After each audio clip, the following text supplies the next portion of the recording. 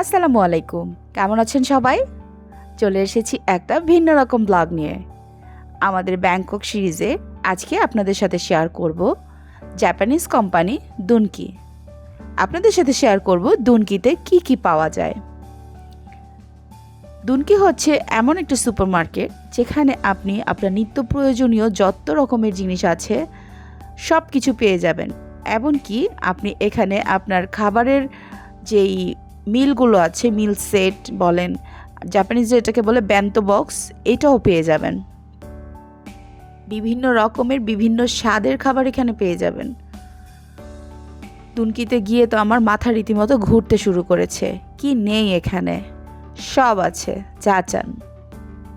আমাদের ব্যাংককে আসার একটা সার্থকতা হয়েছে এখানে দুনকির স্টোরটি পেয়ে।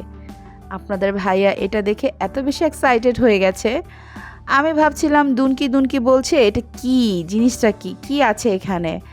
এখানে আসার পরে বুঝতে পারলাম সে কেন এই শপটা নিয়ে এত এক্সাইটেড ছিল। আপনাদের ভাইয়া যখন জাপানে ছিল তখন সে তার দৈনন্দিন প্রয়োজনের ম্যাক্সিমাম জিনিস দুনকি থেকেই নিয়ে যেত। সে বাংলাদেশে এসে পুরাই হতাশ, জাপানের জিনিস তো আর সে বাংলাদেশে পাচ্ছে না।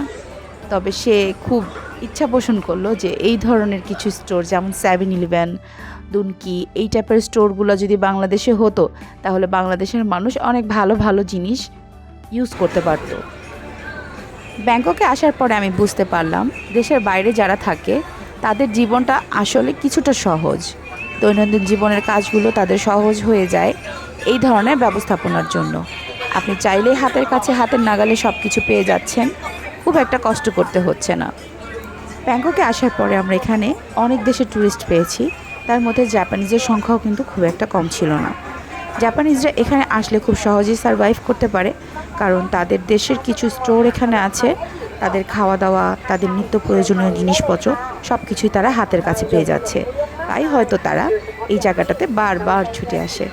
আসলে ব্যাংকক জায়গাটা আমি যতটুকু ঘুরেছি, আমি খুব বেশি জায়গা ঘুরিনি, কিন্তু আমার মনে হয়েছে এই জায়গাটা খুব বেশি গুছানো, খুব বেশি সুশৃঙ্খলভাবে সাজানো। ট্যুরিস্টদের জন্য মানে কোনো রকম হ্যাসেল যেন না হয়, তারা সেইভাবেই সব কিছু সাজিয়েছে। এই জন্য ট্যুরিস্টরা খুব কনভিনিয়েন্টভাবে এখানে ঘুরে যেতে পারে। দুনকিতে এক দিক দিয়ে ঢুকে কোন দিক দিয়ে যে বের হয়ে গেছি, আমরা অন্য একটা স্টোরে চলে এসেছিলাম। এখন আমরা আবার এসকেলেটরের সাহায্যে উপরে চলে যাচ্ছি। আসলে এত বড় একটা এরিয়া, এটা যে আসলে কোথায় শুরু হয়েছে কোথায় শেষ আমি কিছুই খুঁজে পাচ্ছিলাম না। আর দুনকিতে আমার ফার্স্ট টাইম, মানে আমি খুবই অবাক হয়ে শুধু তাদের প্রোডাক্টগুলো দেখছি। কি নেই এখানে, সব আছে মানুষের দৈনন্দিন জীবনে যা কিছু প্রয়োজন। এগুলো হচ্ছে জাপানিজ ট্র্যাডিশনাল পোশাক, এখানে এগুলো রেখে দিয়েছে। আমরা মূলত এখানে আপনাদের ভাইয়ের জন্য কিছু ইনার গেঞ্জি খুঁজতে এসেছি। এখানে কিছু ইনার সে জাপান থেকে নিয়ে এসেছিল, সেগুলো সে ইউজ করে খুবই মজা পেয়েছে। বাংলাদেশ থেকে যেগুলো কিনে দেওয়া হয়েছে সেগুলো সে আর ব্যবহার করতে পারছে না, তার ফ্যাব্রিক্স পছন্দ হচ্ছে না। তাই দুনকি পেয়ে সে খুব খুশি, সে এখন বেশি করে অনেকগুলো নিয়ে নেবে। এবার বলি দুনকিটা আপনারা কোথায় পাবেন। ব্যাংককে 7-Eleven কিন্তু অনেক আছে, অনেক মানে অনেক বেশি। আমরা যে এরিয়াটাতে আছি, আমাদের হোটেলের চারিপাশ ধরে ঘুরে ঘুরে এক একটা গলিতে 3-4টা করে 7-Eleven আছে, কিন্তু দুনকি কিন্তু পরিমাণে এত বেশি নেই। আমরা এমবিকেতে পেয়েছিলাম, এমবিকেতে ছিল দ্বিতীয় তলাতে, আর কোথায় আছে জানি না। তবে ব্যাংককে আরও 2টা আছে, কিন্তু সেটা অনেক দূরে দূরে ছিল, মানে আমাদের আশেপাশে ছিল না, আমাদের কাছে। আমরা এমবিকেতে এটাই পেয়ে গিয়েছিলাম। এখানে চকলেট সেকশন আলাদা, এখানে খাবারের সমস্ত কিছু, মানে আমাদের বাংলাদেশের ডিপার্টমেন্টাল স্টোরগুলো যেরকম সাজানো থাকে ওইভাবেই সাজানো, কিন্তু এখানে পরিমাণ অনেক বেশি, ভ্যারাইটিস অনেক বেশি। এখানে কিটক্যাটের ভ্যারাইটিস দেখে তো আমি কনফিউজড হয়ে গেছি কোনটা রেখে কোনটা নিব। ডিফারেন্ট টেস্টের এখানে কিটক্যাট ছিল, সব কিছুরই অনেকগুলো করে অপশন ছিল।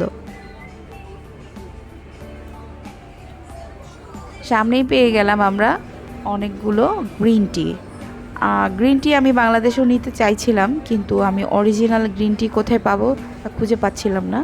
এখানে গ্রিন টি পেয়ে আমি বেশ খুশি হয়ে গেছি।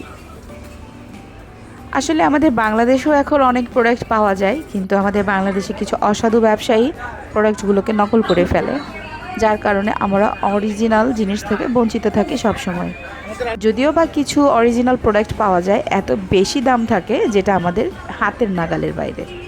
এখানে টুনা ক্যানেরও অনেক বেশি ভ্যারাইটিস ছিল, এখানে নুডলসের ভ্যারাইটিস ছিল। জাপানিজ সুশি কিন্তু খুবই বেশি বিখ্যাত। এখানে সুশি শিপ আপনার ভাই আমাকে পরিচয় করাই দিচ্ছিল। তারপর একটু ভিতর দিকে যাওয়ার পরে দেখলাম এখানে রেডি টু কুক কিছু খাবার আছে, যেটা জাস্ট ওভেনে গরম করে নিলেই খাওয়া যাবে। তো প্রথম দিকে অল্প কিছু আইটেম দেখে ভালোই লাগছিল। 7-Eleven-ও আমি এরকম ব্যান্তো বক্স দেখেছি, ভেবেছি এরকমই কিছু হবে, কিন্তু সামনে যতই যাচ্ছি ততই দেখছি এর ভ্যারাইটি তো আসলে অনেক পরিমাণে। মানে আমি আসলে এটা দেখে অনেক বেশি অবাক হয়েছি। থাইল্যান্ড, চীন, জাপান, কোরিয়া এইসব দেশের মানুষ নুডলস জিনিসটা খুব বেশি পছন্দ করে। এখানে বিভিন্ন ভ্যারাইটির খাবার আছে, আছে চিকেন, বিফ, প্রন আছে, পোর্ক আছে। তবে ওদের একটা জিনিস ভালো যে পুরো ডিটেলসটা ওরা সব কিছু গায়ের উপর লিখে রাখে, যেটা আসলে সহজেই মানুষ পড়ে বুঝতে পারবে কার কোনটা প্রয়োজন।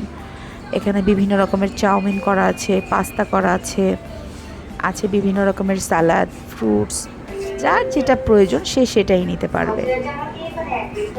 এদিকে আছে আরও খাবার, আমি দেখাচ্ছি আপনাদের একটা একটা করে। এখানে স্যালমন ফিশের কিছু খাবার ছিল।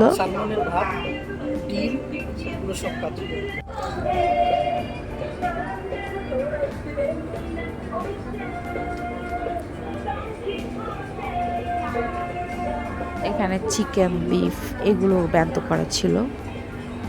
তবে ওদের ওই দুনকি দুনকি যে গানটা ওদের বাজছিল, এটা কিন্তু শুনতে বেশ ভালোই লাগছিল।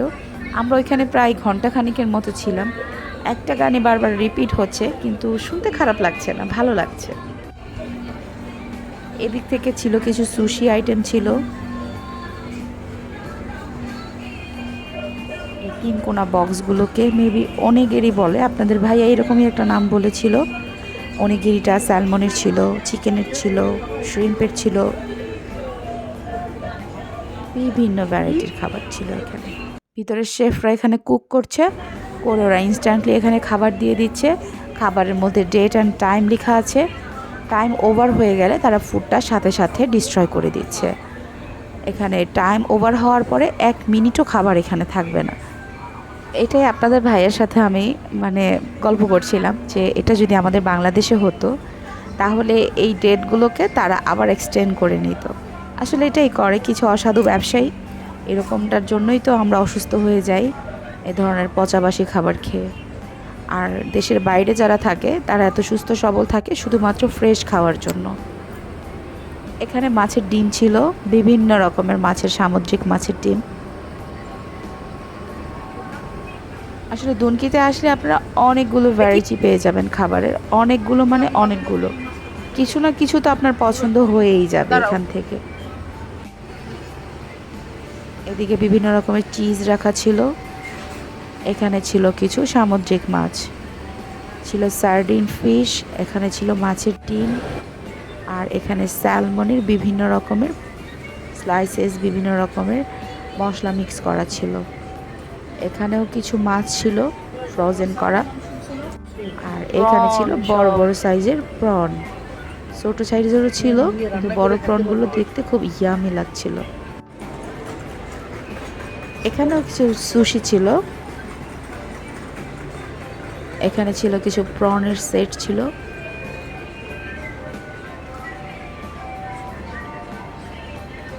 সুশি আইটেমটা জাপানিজরা, কোরিয়ানরা, থাইল্যান্ডের মানুষ এরা খুবই পছন্দ করে, তাই এখানে সুশি অনেক বেশি করে তৈরি করে রাখে তারা।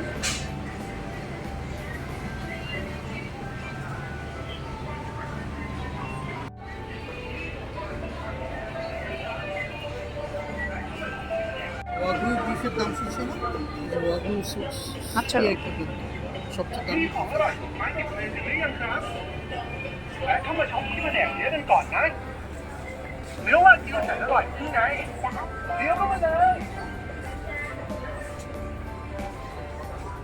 এইখানে ছিল কিছু বেকারি আইটেম। দেখেন প্যানকেকগুলো কি কিউট, স্ট্রবেরির চেহারাগুলো দেখেন। বাংলাদেশে যখন আপনার ভাইয়াকে আমি স্ট্রবেরি কিনতে বলতাম, সে বলতো এগুলো ভালো না, পচা, কিনো না। তো আমি তো দেখছিলাম খুব সুন্দর ফ্রেশ, তাহলে সে কেন কিনতে চাইছে না? সে বলতো যে না, এগুলো ফ্রেশ না। এখন এই স্ট্রবেরি দেখে বুঝতেছি আপনাদের ভাইয়া কেন বলে এগুলো ফ্রেশ না।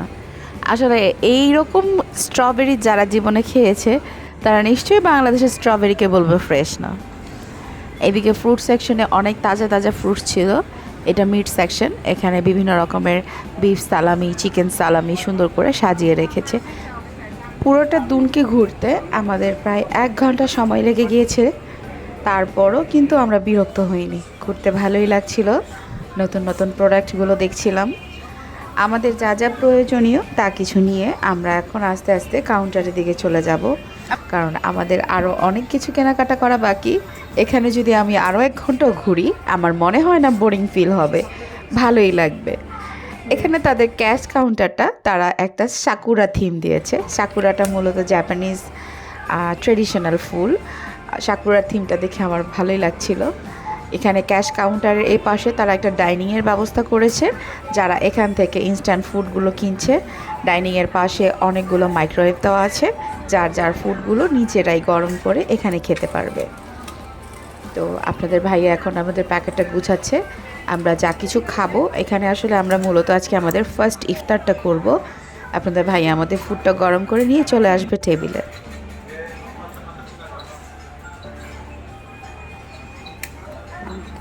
আমরা এখানে মূলত নিয়েছিলাম 2টা অনিগেরি আর একটা হচ্ছে স্যালমন ফিশের বেন্তো। অনিগেরিটা ছিল আমাদের শ্রিম্পের, বেশ সুস্বাদু ছিল, আমার কাছে খুবই মজা লেগেছে। আর স্যালমন ফিশের টেস্টটা কি বলবো আমি, আসলে এটা বলে বোঝানো যাবে না। আপনাদের ভাইয়া ওই খাবারটা পেয়ে ভীষণ হ্যাপি ছিল। এটা ছিল আমাদের ব্যাংককের ফার্স্ট ইফতার। আমরা তো আমাদের মিলটা খুব এনজয় করেছি। আপনারা যদি কখনো জাপানে অথবা অন্য কোনো দেশে এরকম দুনকির স্টোর পেয়ে যান, আমি আপনাদের বলবো অবশ্যই অবশ্যই আপনারা তাদের মিলটা ট্রাই করবেন। এত সুস্বাদু একটা খাবার আপনারা কোনোভাবেই মিস করবেন না। এখানে ছিল কিছুটা মিষ্টি আলু, ছিল স্যালমনের ডিম আর স্যালমন। খাবার শেষ করে আমরা বের হয়ে চলে এলাম। এখানে অনিগেরি আমরা খেয়েছি 48 বাত করে, আর স্যালমনের ব্যান্তটা খেয়েছি 215 বাত করে। তো আমার তো দুনকির এক্সপিরিয়েন্সটা খুবই ভালো লাগলো। তো আপনারাও চাইলে ট্রাই করতে পারেন দুনকির এত মজার খাবার। কথা হবে পরবর্তী কোনো ভিডিওতে, সেই পর্যন্ত ভালো থাকবেন। আল্লাহ হাফেজ।